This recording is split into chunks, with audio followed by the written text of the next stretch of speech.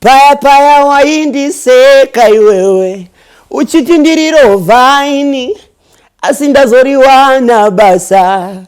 Yeah. What up? This is your boy Batsi Shasha, aka Gotwe. Just go on my YouTube channel. It's Batsi Shasha Official. Batsi Shasha Official. Make sure you subscribe and leave a comment. Like the songs, share the songs, share the channel. Let's all come and support this cause. We will definitely get there. Love you all. So I've been working on, I did an album. So I've been working on singles. Yeah. And then just looking at the environment with COVID and lockdown and thinking of how we can just stay afloat without shows. Marambadoro, yes. Marambadoro, I remember writing that song, Maniru. It was in the evening. I was actually in my room sleeping, actually. It was during the night, to be specific. That's when the song came to me. And then I could hear the chords. So what I normally do whenever I write a song like that, I have to share with mom. So first thing early in the morning, around 5-ish, when I felt she's awake, I had to go to her with my guitar, played the song. And she was still sleeping, but she had to wake up, listen to me play and record with a phone, because that's what she normally does whenever I compose a song. So that's what she did. And she recorded, and Marambadoro was born. So since that day, more like, I think it's last year, actually. Since that day, then I've just been working on it, just adding more stuff. You know, like the song has to mature as I identify myself with it as well. That's what I've been doing. And then thinking about producing and all that. We had so many other projects going on, so it was just one of those songs that I write, because I frequently compose. So when the opportunity came, when we found the right producer to do it, then we just went with it. And the good thing was she loved it as well. She loved the song.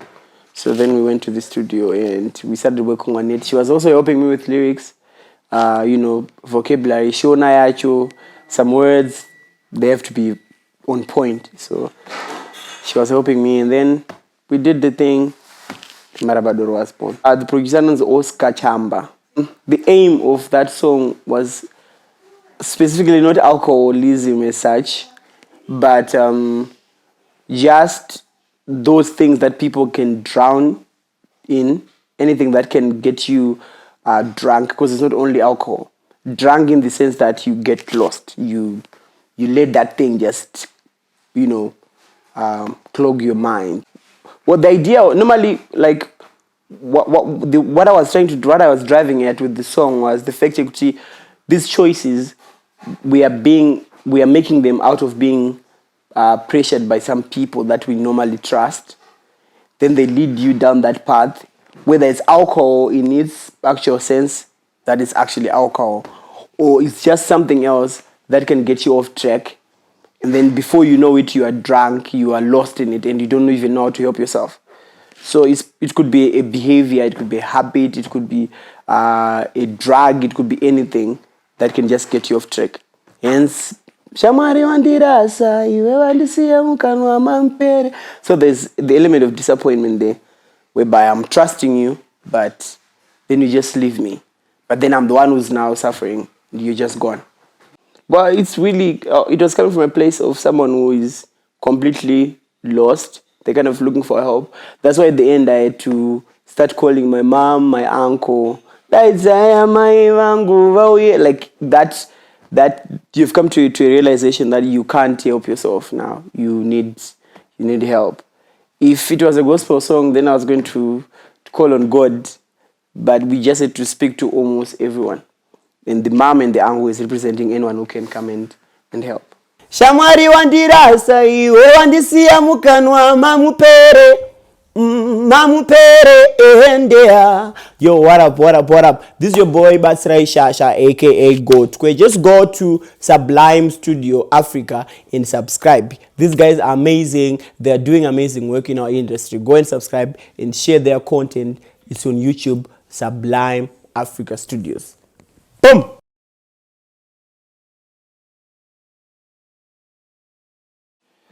I don't drink. I don't intend to anytime. But obviously, there are certain things that you get through. It's life. It's normal. Well, there's the misconception that music that we're saying is kind of something that's happening to us. But for me, most of it is just art.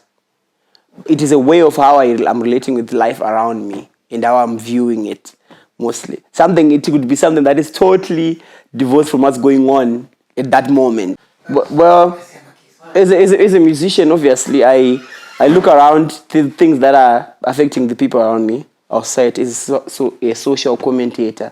Then I'm inspired to write a song, or a song comes, or it could be something that's actually happening around my own personal life that can inspire a song. To you, I really don't know how people in those kind of situations are relating to the song, because the only response that that is readily available for any song that I churn out there is the appreciation of the art itself, how they're loving the vibe and the arrangement of the song. Nothing really personal to people, because people don't want to talk. No one will be like, I listened to a song and I got saved. I listened to a song and But then the intention is there, and obviously anyone with the situation that they feel like they want to get out of, they don't know how to. A song like that would definitely speak to them somehow, because that would be the goal. If it doesn't minister to people, then it's not serving its purpose. After appreciating the guitars and the quality and the voice, what has it done to me if I'm looking for help? Yeah, definitely. Well, I'm a natural social commentator. So songs like that, I write them almost all the time. I love pregnant songs. Song that is carrying a message to inspire someone, a message to a generation, a message to people. Because the idea is to change people's lives, or even change mine as well through my music. So definitely I have more. I'm working on Uchanyarira Kupi right now, which is a song that that describes people who normally just criticize people, they look down upon people. But then, where do they stand when those people make it in life? How do they feel when then that person finally makes it in life? That's how I composed the song that I'm working on. Daira and ndikudewo. That's a very artistic. That's my own artistic language. Like me thinking I want to dance, but I also want to talk to people. I'm a natural social commentator, and then the one thing that people want to talk about is love. But then if you're kind of like deep and want to think about things, you don't want to be obvious about the love. You want to talk about I used to love you, goodbye, or he left me. There are so many elements to the love issue. And being a social commentator, there are things that are still so important about love in our society, like marriage. So I had to come in with that angle, incorporating the parents, the girl, and the hassle that's going on right now with people who are trying to get married, and then just put that message in. And I'm kind of talking to the mom-in-law, and yeah. But then the theme of love between the girl and the guy is still there, and then we're dancing. Yeah.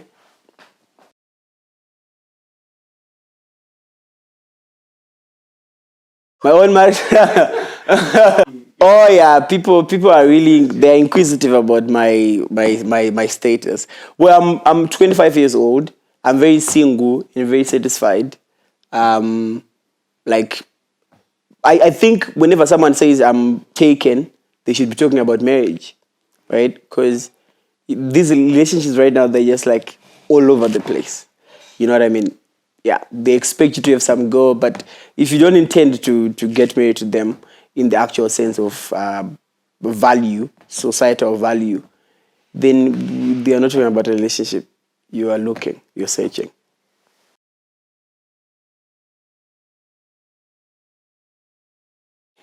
Well, with my mom, these kids, well, what I thought was the first lockdown that happened, that was really devastating for me as an artist, because I was so much into live shows. That's how I was growing my art. I was performing almost everywhere. So then the lockdown happened and I was home. But then the art in me was just thinking, I need to grow. There's something that I need to do. So I knew my mom was an actress, like just from seeing her. I'm one person who who understands gifts and talents, because I'm a big consumer. I love gifted people. So I know she's a natural actress, because I live with her, so I know. So I was like, how can I use this to my own advantage, so that I can sell my music at the same time, working with her to my own advantage. Then I just thought of my lockdown series, Emma Skits edited too. I'm not an actor. Like, it's not in me. I can't act. So the first skit that we did, I'm not even there. It's just my voice. I was actually in the bathing room, and she was the one on the camera, and she came out alone. And then I was just like, because I couldn't even face the camera to be acting. I was still trying to build that confidence. But then what I did to help myself was to keep the scripts kind of like relatable to my own everyday life that I do, so that I can just still be me. And whatever character that my mom can get into, then she can do that, but I can still just be me. So just because I can write the script myself, I try to make sure I'm thinking through everything. Because at the end of the day, I am directing, then I take the footage, I'm editing, and then I'm also posting at the same time. So that's how it's been. And they've managed to serve the purpose. I mean, social media, that's what it's all about. People want to laugh, they want something to watch, and then put my music there. It has helped, yeah. The one person who is like a cornerstone to our society is the mom, the mother, especially in the African society. The mother is important. So to put that out there, try to ensure people how close we are, and that I'm okay with being with my mom almost all the time. To many people, it's like a dream. They want that. They know it's the best thing that can ever happen between a mom and a son. So when they look at that, they're reminded of certain things. They're imagining certain things in their own lives, because this is real, So yeah, that's how it's been. That's how it's been. Actually, once the first one was like my album launch. Then the second one was I was just featuring. It was Felinandi's show. Well, Theatre in the Park is like an amazing place to perform, because I mean, it's quite small but also quite big sound, and then the environment the atmosphere is really thick with music. You can sense music and literally touch it. So as a performer, those places they're magnetic to me. I love the stage. So I've been there, and it's been quite an amazing experience for me on both times.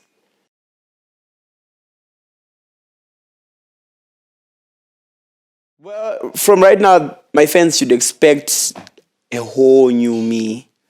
I'm trying to work on rebranding myself, so that I'm out there as a brand. You know what I mean? I'm planning on rebranding myself as well. So they should be expecting something that they don't even know exists inside of me, which is what I've always been about. I've been about change. I've never been in one place. I've just been discovering myself and growing up. I used to have dreadlocks. So I don't want to limit myself. The moment I feel like I should be taking this step, I want to take it. So they should definitely expect something new almost all the time. So yeah, then they should also expect collaborations. Collaborations have proven to be the most important element in the music industry right now, because that's the only way a big artist can help you. Even right now, the biggest artists in our industry can testify to you that their own careers are where they are because they managed to collaborate with other big artists. So we've managed to strike some deals with some other big artists out there, and we are working on those songs. So collaborations. Along that way, then I can then just find myself, and then we are moving forward. So they should expect more singles, more songs pregnant with information, videos, and more skits.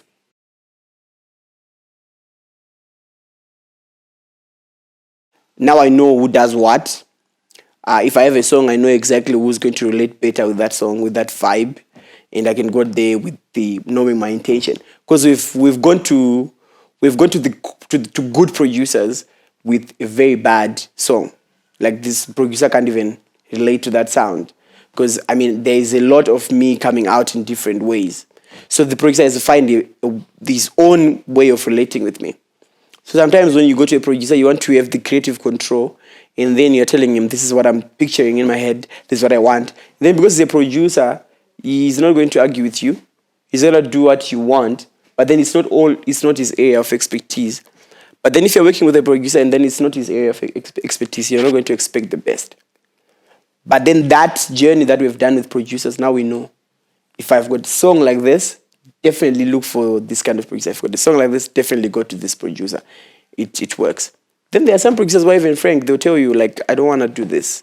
Like, I don't want to lie to you. I can't. Because then the producers are also gifted. So if it's not aligning with this area of gifting, then you should not do it, you know. Sometimes they listen to money. Sometimes they listen to their own gifting. Sometimes they listen to a lot of things. Yeah. Actually, my composition is not tied to any instrument. I write a song.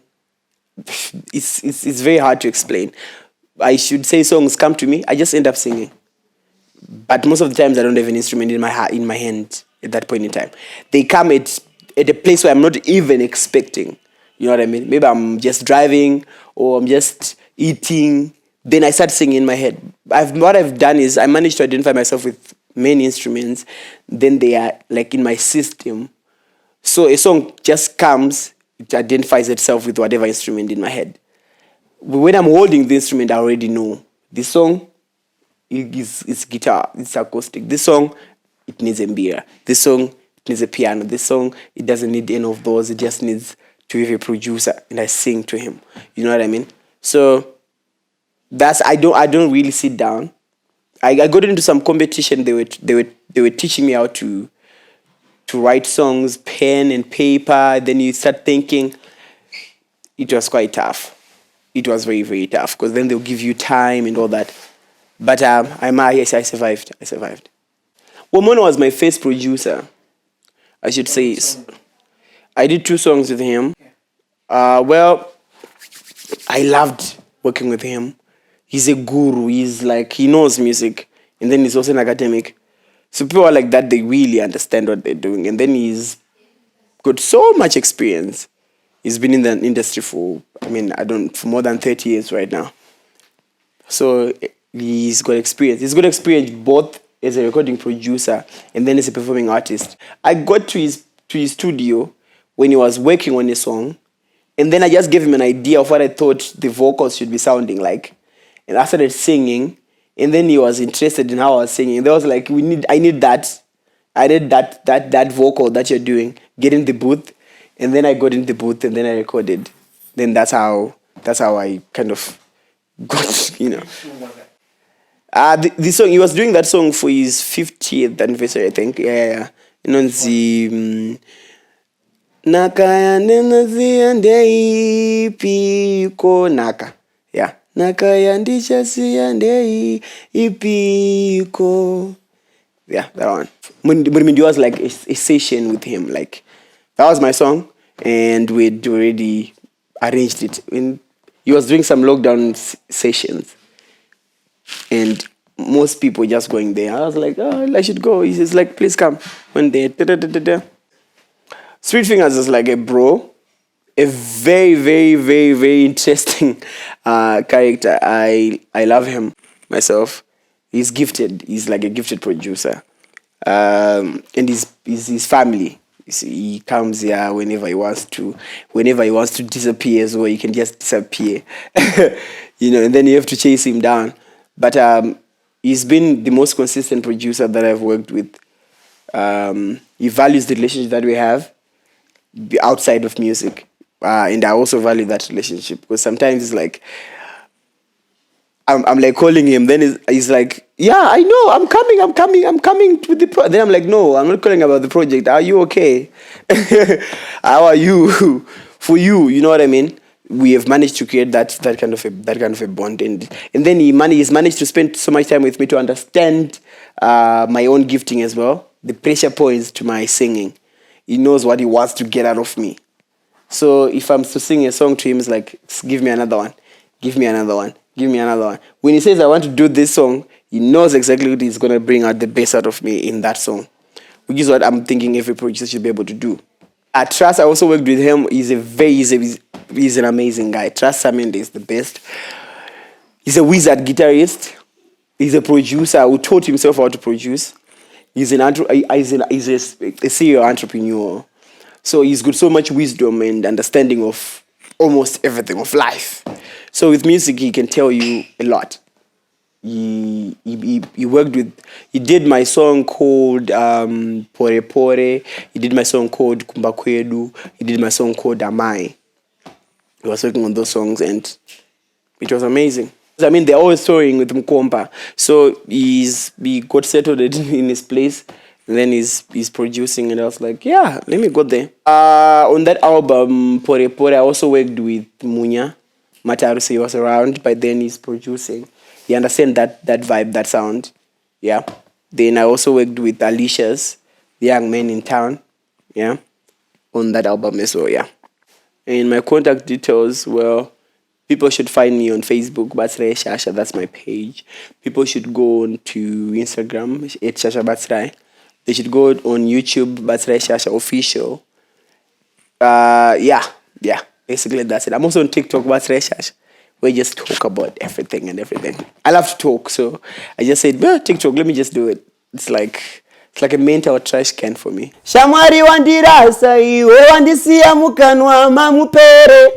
Mamupere endea. Yo, what up? This is your boy Batsi Shasha, aka Goat. Just go to Sublime Studio Africa and subscribe. These guys are amazing. They're doing amazing work in our industry. Go and subscribe and share their content. It's on YouTube, Sublime Africa Studios.